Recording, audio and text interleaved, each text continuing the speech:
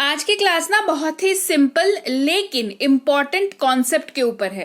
कह लीजिए ये बिल्कुल बेसिक सा कॉन्सेप्ट है जो आपको पता होना ही चाहिए अगर आप अंग्रेजी बोलने की इच्छा रखते हैं। क्लास को शुरू करते हैं, बहुत आसानी से बताऊंगी और ये कॉन्सेप्ट ना छोटा कॉन्सेप्ट है, इम्पॉर्टेंट है, तो आप इसको क्विकली समझ भी जाते हैं और आपको याद भी बहुत जल्दी ये हो जाता है। क्लास को शुरू करते हैं।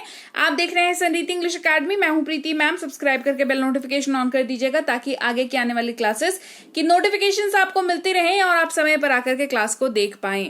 सबसे पहले हम कुछ शब्दों की बात करेंगे, उनके नियमों की बात करेंगे और उन दोनों को मिला करके यानी कि शब्द और उनके नियम को मिलाकर के कैसे ये आपके काम आएंगे, कैसे आप वाक्य बना पाएंगे, इसको जानेंगे। पहला शब्द है हमारा एम, जिसका मतलब होता है हूं और ये आई के साथ इस्तेमाल होता है, यानी कि ये जब भी आपको दिखेगा तो आई के साथ ही दिखेगा, यानी कि ये वाक्य में आपको आई एम ऐसे इस्तेमाल होता हुआ दिखेगा। ठीक है, I am Rahul, I am going, I am eating, I am playing, है ना।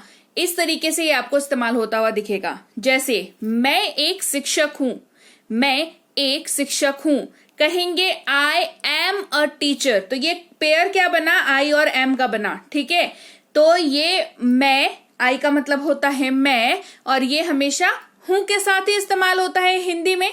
ये वाली बात बस आपको याद रखनी है।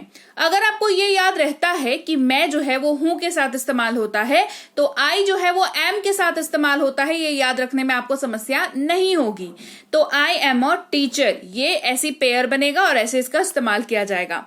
वहीं पर अगर आप बात करें कि किसी वाक्य में जब आप है का इस्तेमाल करते हैं तो आपने ध्यान दिया होगा हिंदी में शुरुआत में क्या कहते हैं, वह है ना, चाहे लड़का हो या लड़की हो, यह है ना, इस तरीके से हम बात करते हैं। या रोहन है, रागिनी है, ऐसे करके बात करते हैं। यानी कि आपको वहां पर काम आना है शब्द इज का, यानी कि अगर आप अपने वाक्य में है शब्द का इस्तेमाल कर रहे हैं तो आपको उसकी अंग्रेजी में इज का इस्तेमाल करना पड़ेगा। ध्यान रखने वाली बात यह है कि इसका इस्तेमाल आप जिसके मन चाहे उसके साथ नहीं कर सकते हैं। इसको इस्तेमाल करने के नियम हैं। नियम क्या है, क्योंकि आप हिंदी में जो वाक्य कह रहे हैं उसकी शुरुआत में वह है और आखिर में है इस्तेमाल हो रहा है। शुरुआत में यह और आखिर में है इस्तेमाल हो रहा है। शुरुआत में किसी का नाम और आखिर में है इस्तेमाल हो रहा है। ये सेम लॉजिक, ये सेम तरीका अंग्रेजी में भी काम करेगा। यानी कि अगर आप इंग्लिश में ही का इस्तेमाल कर रहे हैं, शी का इस्तेमाल कर रहे हैं, इट का इस्तेमाल कर रहे हैं या किसी नाम का इस्तेमाल कर रहे हैं तो उसके साथ आपको इज का इस्तेमाल करना है। जैसे आप वाक्य कैसा दिखेगा, आपको वाक्य दिखेगा he is, she is, it is, Rohan नाम है तो रोहन इज या रागिनी इज, चाहे लड़की का नाम हो लड़के का नाम हो, दोनों ही सूरतों में सेम रहेगा। एंड यस, ही का इस्तेमाल आप हमेशा पुरुष के लिए करते हैं, शी का इस्तेमाल आप हमेशा महिला के लिए करते हैं।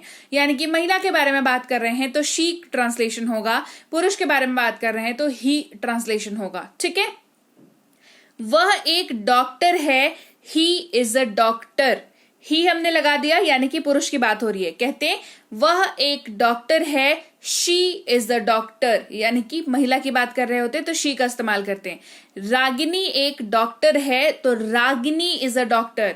रोहन एक डॉक्टर है तो रोहन इज अ डॉक्टर, ऐसे इस्तेमाल होगा। और डॉक्टर जो है वो इट के साथ तो इस्तेमाल होगा नहीं, जाहिर सा बात है। तो आप यहाँ पे एग्जाम्पल ले लीजिए, यह एक खिलौना है, इट इज अ टॉय, ये ऐसे इस्तेमाल किया जाएगा। ठीक है, बात करेंगे अगले शब्द की और उसके नियम की।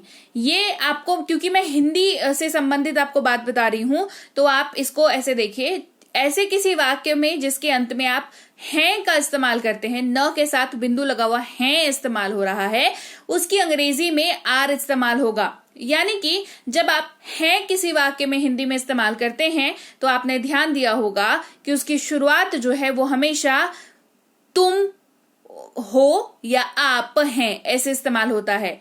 हम हैं, वे या वे लोग हैं ऐसे इस्तेमाल करते हैं।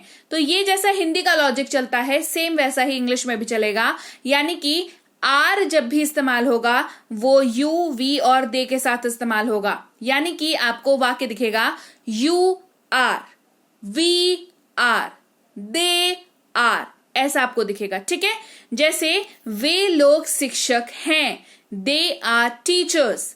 आप शिक्षक हैं, यू आर टीचर।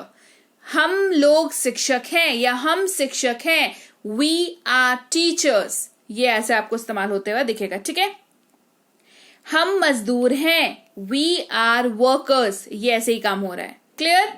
अब बात करेंगे कि जब आप अपने हिंदी के वाक्य में था या थी का इस्तेमाल कर रहे हो और उसकी शुरुआत जो है वो मैं, वह, यह या किसी नाम से हो रहा हो। मैं था, वह था या वह थी, यह था, रोहन था या रागिनी थी, ऐसा इस्तेमाल हो रहा है। तो इंग्लिश में वॉज का इस्तेमाल होगा और ये पेयर बनाएगा I was, he was, she was, it was, और कोई भी नाम ले लीजिए, रोहन, रागिनी, रोहन वॉज, रागिनी वॉज। ये ऐसे आपको इस्तेमाल होता हुआ दिखा। जैसे मैं एक शिक्षक था, आई वॉज अ टीचर। मैं एक शिक्षक था, I was a teacher, clear. और वहीं पर अगर वाक्य में आप थे शब्द का इस्तेमाल कर रहे हैं, ठीक है, तो शुरुआत क्या दिखेगी, हम लोग थे, वे लोग थे, तुम थे। ये हिंदी में बना, अंग्रेजी में बनेगा वी वर, यू वर, दे वर। हम खेल रहे थे, वी वर प्लेइंग। हम खेल रहे थे, वी वर प्लेइंग। वे लोग खेल रहे थे, दे वर प्लेइंग। तुम खेल रहे थे, यू वर प्लेइंग। ये ऐसे इस्तेमाल होगा, ठीक है। वहीं पर जब आप किसी वाक्य के अंत में गा, गे, गी का इस्तेमाल कर रहे हैं अपने, चाहे मैं जाऊंगा, वह जाएगी, रोहन खाएगा, रागिनी खाएगी, वे लोग चले जाएंगे, ऐसे अगर हम बात कर रहे हैं तो उसकी अंग्रेजी आपको मिलेगी विल के साथ। और विल जो है सबके साथ पेयर बना लेगा, I will, you will, we will, they will, he will, she will, it will, और रोहन विल, रागिनी विल, ठीक है। जैसे मैं यह करूंगा, आई विल डू दिस। तुम यह करोगे, यू विल डू दिस, है ना। वह यह करेगा, ही विल डू दिस। वह यह करेगी, वो ये काम करेगी, she will do this work. ये काम करेगा, इट विल वर्क, क्लियर। ये ऐसा पेयर्स आपको बनता हुआ नजर आएगा।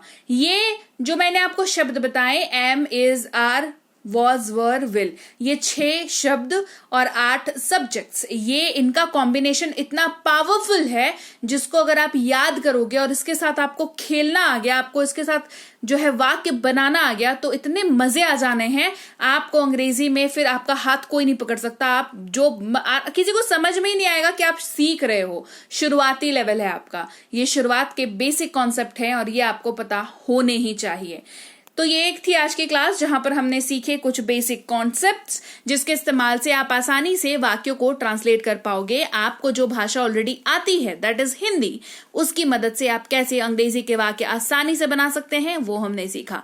क्लास कैसी लगी कमेंट करके मुझे जरूर बताना। क्लास अच्छी लगी है, क्लास को लाइक और शेयर कर देना। आप देख रहे हैं संरीति इंग्लिश अकादमी, मैं हूं प्रीति मैम। सब्सक्राइब करके बेल नोटिफिकेशन ऑन कर देना। कोई कोर्स अगर आपने करनी हो तो आप हमारी ऐप संरीति इंग्लिश अकादमी को डाउनलोड और इंस्टॉल कर सकते हैं। कोई दिक्कत हो तो इस नंबर पर व्हाट्सएप मैसेज करके गाइडेंस ले सकते हैं कि आपको कौन सी कोर्स करनी चाहिए। साथ ही हमारी ई बुक्स इस वेबसाइट पर अवेलेबल हैं। पीडीएफ वाली किताबें होती हैं ये, तो इनको डाउनलोड कर लेना बहुत जरूरी है। व्हाट्सएप टेलीग्राम का ग्रुप ज्वाइन कर लेना भी बहुत जरूरी है, ताकि रोज जो क्लास आती है वो आपको आपके मोबाइल तक मिल सके, डिलीवर हो सके और आप आसानी से अपने घर के कंफर्ट जोन पे बैठ करके अंग्रेजी बोलना, लिखना, पढ़ना सब कुछ सीख सके। तो आज की क्लास यहीं तक। मैं आपसे मिलूंगी आपकी अगली क्लास में। Till then thank you so much for watching. Stay tuned to संरीति।